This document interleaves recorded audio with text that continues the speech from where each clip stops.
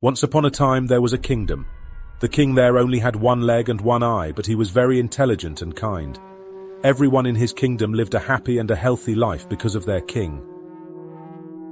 One day the king was walking through the palace hallway and saw the portraits of his ancestors. He thought that one day his children will walk in the same hallway and remember all the ancestors through these portraits. But the king did not have his portrait painted. Due to his physical disabilities, he wasn't sure how his painting would turn out. So he invited many famous painters from his and other kingdoms to the court. The king then announced that he wants a beautiful portrait made of himself to be placed in the palace. Any painter who can carry out this should come forward. He will be rewarded based on how the painting turns up. All of the painters began to think that the king only has one leg and one eye. How can his picture be made very beautiful? It is not possible, and if the picture does not turn out to look beautiful, then the king will get angry and punish them. So one by one all started to make excuses and politely declined to make a painting of the king. But suddenly one painter raised his hand and said that I will make a very beautiful portrait of you which you will surely like.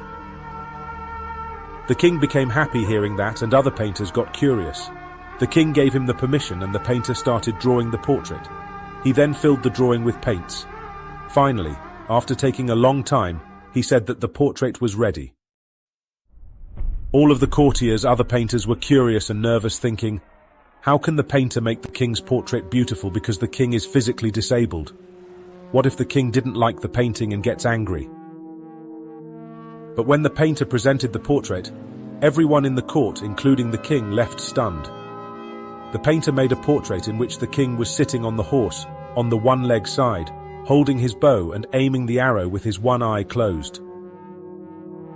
The king was very pleased to see that the painter has made a beautiful portrait by cleverly hiding the king's disabilities. The king gave him a great reward. Moral: we should always think positive of others and ignore their deficiencies.